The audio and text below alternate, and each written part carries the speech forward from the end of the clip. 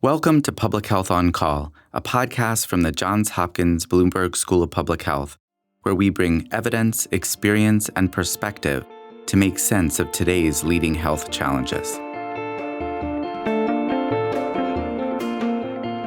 If you have questions or ideas for us, please send an email to publichealthquestion@jhu.edu. That's publichealthquestion@jhu.edu for future podcast episodes.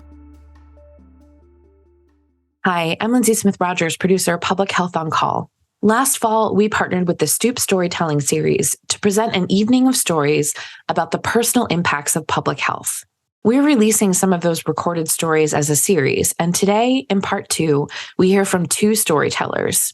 Cleo Hirsch, the executive director of COVID response at Baltimore City Public Schools, talks about coming from the back offices of policy work to standing up 15 student learning centers for some of Baltimore's most vulnerable kids during the pandemic. Next, Tide Courtney Edwards, founding director of Ballet After Dark, talks about how dance therapy helped her survive violent trauma and her work creating a space for others in her community to do the same. Let's listen. Cleo Hirsch grew up in Hull, Massachusetts, which is a small beach town south of Boston. And she came to Baltimore in 2018 to work in the Chief of Staff's office at City Schools. Her hobbies include keeping up with her active toddler, watching women's soccer, yay, and spending time with friends and family. Please welcome Cleo. Hi, my name is Cleo Hirsch. My current job title is Executive Director of COVID Response for Baltimore City Public Schools, which is not a job I ever thought I wanted. And of course, I did not have this job in the spring of 2020 when the pandemic hit and schools were closed in Baltimore and across the country. At the time, I was doing special projects for the Chief of Staff. And when schools closed, I partnered with the Food and Nutrition Department to meet the most vital basic needs of our students, which was food security. And we opened up 8 in-person emergency meal sites across the city. This work was obviously so incredibly important, but at the time, I thought it was like a short-lived blip. I kept thinking, and maybe you all felt the same way, this will last a few weeks. And then I thought, this will last a few months. And then I thought, okay, it doesn't look like schools are gonna reopen again this spring, but there's absolutely no way that things won't be back to normal by September. But we found ourselves in August of 2020 realizing that we weren't going to be able to reopen the schools again in September. This was incredibly frustrating because we knew that there were so many vulnerable young people in Baltimore for whom the virtual setting was just not a good option. Just to cite a few groups of students for whom we knew the virtual learning environment was tough. Our homeless students, we have a large population of homeless students in Baltimore City who didn't have a safe, quiet place to engage in learning. Our earliest learners, for whom sitting in front of a Chromebook for 4 hours was really never going to be a good solution. Special education students, English language learners, and of course the children of essential workers. Those parents were out every day keeping society running, and what were the kids supposed to do? So it was an incredibly frustrating situation, and at the same time we were also hearing about these learning pods. I don't know if you all remember them. More affluent or privileged families were hiring tutors or teachers to come work with small groups of students in person, so the kids would have community and they would have that, really important hands-on support. And my boss actually challenged me, I know it's frustrating, Cleo, I'm sure I was complaining one day about how unjust the world was, but she said, how could we help connect some of our most vulnerable kids to some learning pods? Maybe there's something we can do there. So I set about talking to partners across the city, do you want to create a learning pod for us? Do you want to create a learning pod for us? And one of my meetings was with the Baltimore City Rec and Park Department. And they actually had a slightly different take on the issue. They shared that they had a huge number of very talented rec center workers who had deep experience working with young people at nights and on the weekends who really didn't have anything to do in the virtual setting. And so they sort of said, maybe you all have some folks who don't have much to do either, and maybe we could team up and we could do this thing together. I thought this was a fantastic idea for a couple of reasons. One, I had become an accidental expert on how to run safe in-person operations during a global pandemic. Not an expertise I was seeking, but I knew a lot about PPE. I knew how to develop a standard operating procedure. I had an amazing team of health advisors who were helping us, to set up these emergency meal sites and keep them safe. So I knew we could do in-person work with kids safely. And two, I looked at the staff structure of city schools and I saw that we had bus drivers, we had hall monitors, we had front office staff who really didn't have anything to do in the virtual school setting. So within weeks, this went from an idea that a few of us had to a reality. We had several hundred staff members identified who we were going to repurpose as distance learning proctors. Their job was to supervise groups of students who would come and bring their Chromebooks. They would get their actual instruction from their teachers online, but we would provide the supervision, the wraparound supports, and the school structure. And then we had these amazing Rec and Park superstars who were going to do enrichment. They did art and music, and they would do lunch and recess and everything that makes a full, robust, rich school day for young people. So we had a plan. We also identified new school leaders. We had a principal residency program, and these poor principal residents were supposed to spend the year learning about how to be a principal under the tutelage of our most experienced and best leaders, but that was very hard to do in the virtual setting, so we yanked them out of their comfort zone, and we said, it's your time to lead, and we assigned them to lead these 15, what we called student learning centers across the city. Similar to the principal residents, I normally am sort of a back office person. I do policy work for the school system, and overnight I found myself in charge of the day-to-day operations of 15 schools that were about to open their doors in the middle of a global pandemic for some of our most vulnerable children in the city. I definitely at moments thought, are you sure I'm the right person to do this job? But I quickly realized that there was really no one person in Baltimore City who had all of the expertise we needed to make this thing happen. In fact, everything we were doing was unprecedented. School looked and felt completely different, and what we really needed was somebody who had the puzzle pieces to put it together. And I realized that could be me. I had this amazing team of health advisors. I knew how to operate safe in-person learning, and I had wonderful principals and principal supervisors who I could call for advice on, how to run a school and a network of schools. More importantly than all of those puzzle pieces, I and my team felt so driven by our mission. There was nothing like seeing parents in scrubs dropping their kids off for the first day at the student learning centers before they headed out to be nurses or custodians at our hospitals or policemen or firefighters, or seeing a young person who was nonverbal, who had been attempting to learn via a Chromebook during the spring semester, finally get to go to school in person and get hands-on support from an adult. And that mission really drove us to solve any problem and work from 6 a.m. to 11 p.m. at eliminating roadblocks and doing whatever we could to get these schools open for our kids. At times, the SLCs did feel a little bit scary. Staff were putting their own health on the line to be there for kids. Kids, were uncertain to be back in school. We even had kindergartners who this was their first experience, and everyone was masked and socially distant. We had strict standard operating procedures, quarantine and isolation policies. Pro tip, if you need 4-year-olds to walk exactly 6 feet apart in a hallway, I recommend you take a pool noodle and cut it at 6-foot increments and have the kids hold on to either end of the pool noodle so they don't bump into each other. One big challenge we faced was what to do if somebody got COVID-like symptoms. If there's any parents in the room, little kids get sick all the time. And at the beginning of the pandemic, the policy was if anyone had COVID-like symptoms, everyone had to quarantine until that person got a test and we figured out what was going on. And testing was really hard to get at that time. So I called up our partners at the University of Maryland, and they said, we'll provide the nurses and the tests if you can provide the transportation and bring us to the sick kids.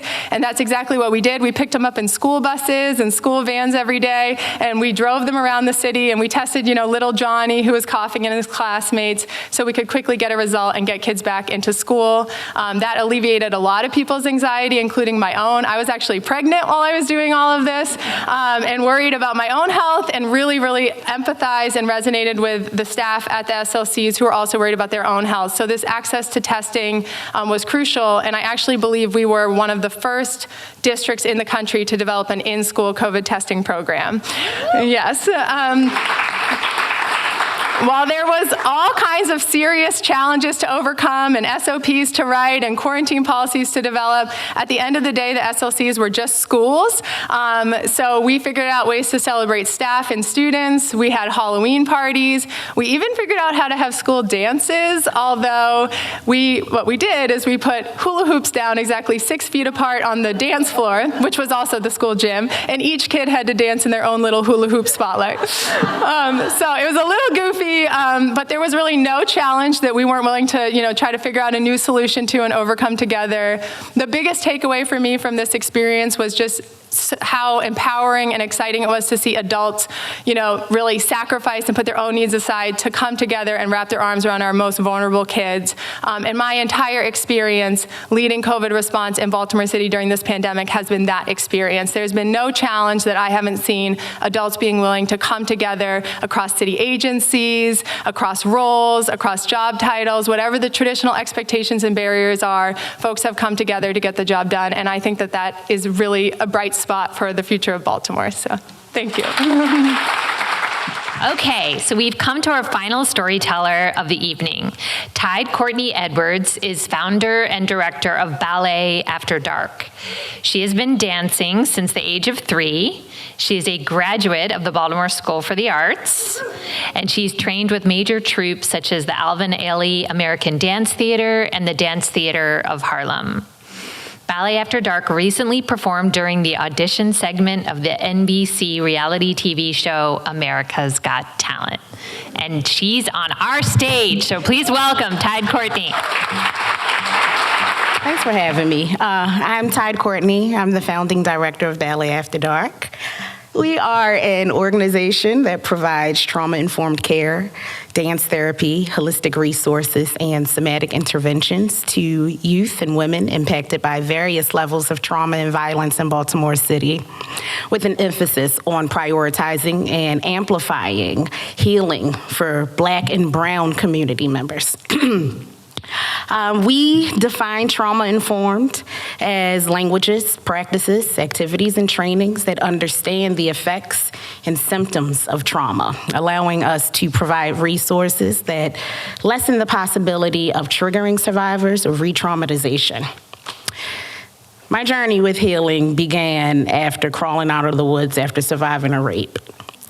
And I was battered, and I was broken, and I had nowhere to go. There were no safe spaces centered around women that looked like me, Black women. The people I thought I would be able to rely on, police, doctors, therapists, they left me feeling hopeless. I didn't want to be here anymore, and I definitely have the scars to prove it. 2 things that I realized developing this organization. I was very privileged because growing up as a classically trained dancer, I already had the tools that I was searching for to help me heal the brokenness that I felt. Second thing is, dance is medicine. There was a deep desire that I had to take the thing that brought me the most amount of joy and to repurpose it, to revolutionize it, to radicalize it, and to make it be something that was not just this classical discipline that had been created for European royalty, but something that I could use to engage, expose, and enhance the arts appreciation of little Black and brown children that looked like me. I did not graduate from college. Up until 10 years ago, I was running around the country trying to figure out how to be the bestest, Blackest ballerina you'll ever see on any prestigious stage. Clearly that ain't happened.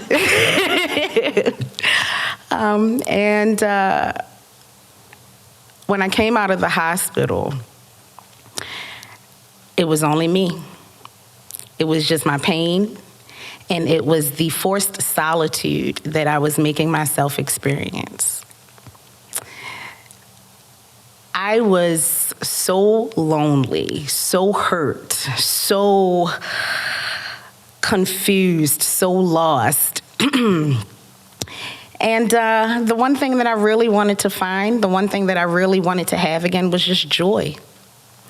So I said to myself that, you got to get your shit together because you have a lot more to give, and you are a lot more than what has happened to you. When I have the opportunities to speak, one of the things that I say often is you are smarter than you think and you're stronger than you know.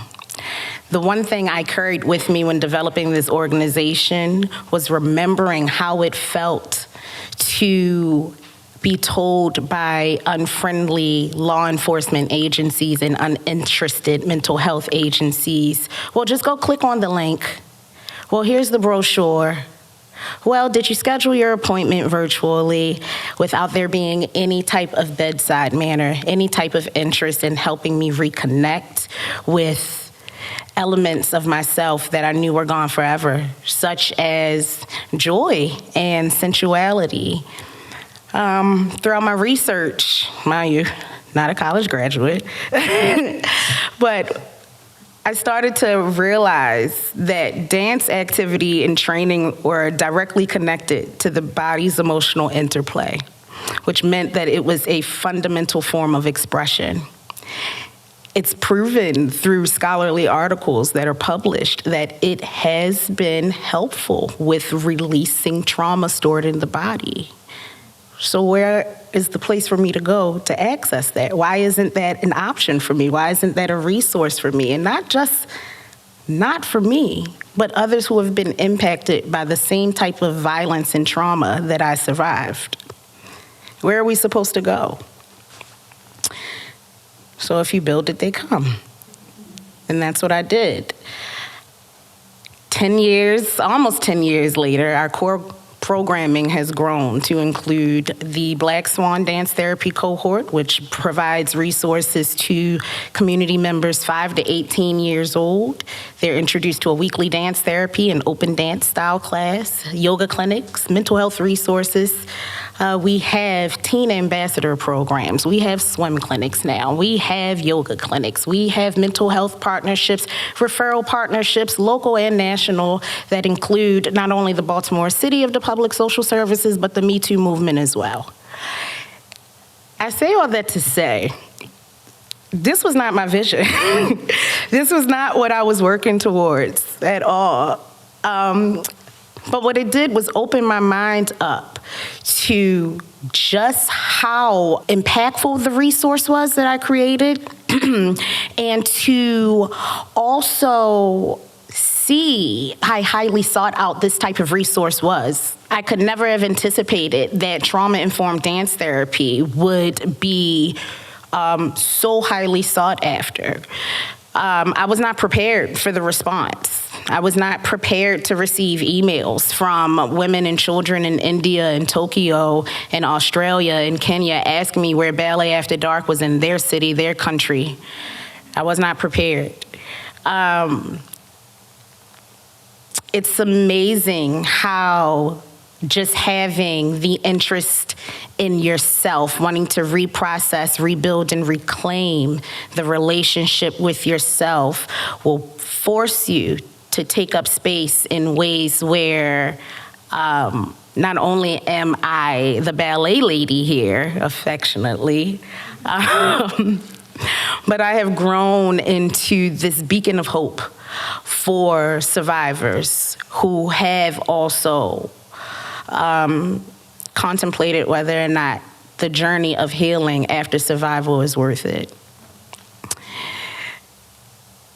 I never thought that I would be the face of a brand connected to healing. And then one day I was sitting in my kitchen because, when you're doing things like this, when you're involved in these types of spaces, you quit every single day. Every single day. You quit, you give up, you say, I'm going to the post office because they hire people every single day. Every single day. I'm just going to go over there and get traumatized. Why am I doing this to myself? Like, I'm creating this, I'm trying to help myself, which, turns into helping others, but this is torture. And then one day the phone rings and it's an out-of-state number. And It's funny because when I tell this story, I always have to reflect on how I almost didn't answer this phone. Ring, ring. It's Queen Latifah asking about my work. She loves Baltimore, apparently. There's an opportunity for me to have my story told and yada, yada, yada, yada. And I'm like, story told? Like, don't you know I'm broke? I'm like, what are you trying to talk? What are you saying? Story told. I am, robbing from Paul to pay Peter to make sure that I have enough money together to rent the studio space for the people who registered that aren't going to show up to class anyway, and you want to talk to me? So, as a result of that, our short film premiered at the 2019 Tribeca Film Festival. It's called Ballet After Dark.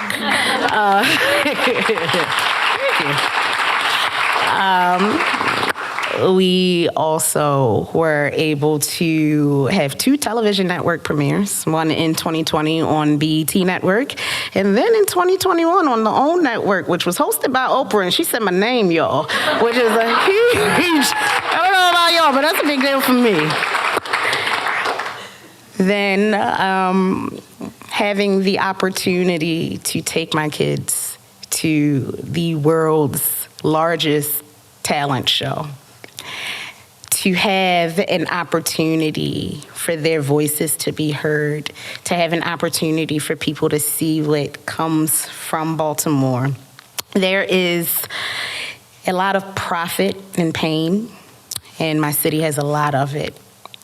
And as a result of that, that is why we have The Wire, The Corner, We Own the City, and all of these depictions of us that don't show our efforts of being known for hope, happiness, and healing. And while I stand here in front of you looking like Wednesday Addams, I promise you that we are committed to having a mark on the world that lets people know that we have joy. And so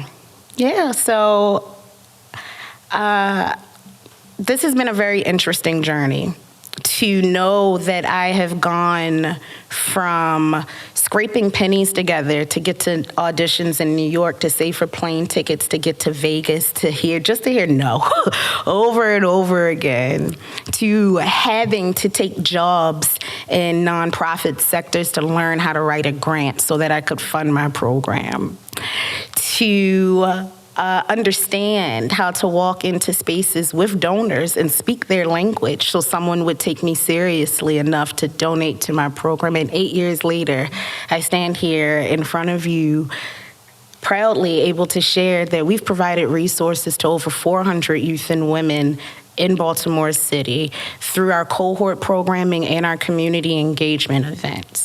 Our core programming has grown to not only just include our dance therapy cohorts, we also have a teen ambassador program, which offers youth development and mentorship. We also have a Safe Haven program, which is an emergency evacuation program in partnership with Hotel Revival and Topside to provide up to 48 hours of emergency evacuation and temporary lodging for survivors fleeing abusive situations.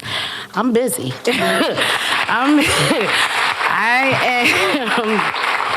am very, very busy, and I am currently in the process of finishing the prototype for the next phase of accessible and affordable trauma-informed dance therapy leveraging technology. So your girl's a tech entrepreneur now.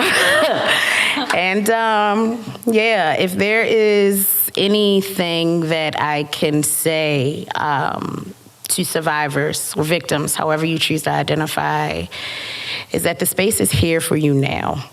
So when you're ready, you just take that leap and come see me. I'm here. Thanks.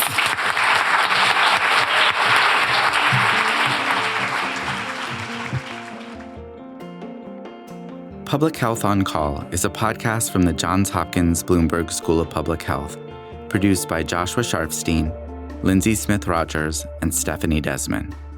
Audio production by J.B. Arbogast, Holly Cardinale, Philip Porter, Spencer Greer, and Matthew Martin, with support from Chip Hickey.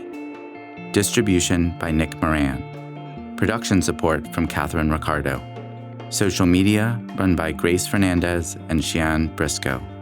If you have questions or ideas for us, please send an email to publichealthquestion@jhu.edu. That's publichealthquestion@jhu.edu for future podcast episodes.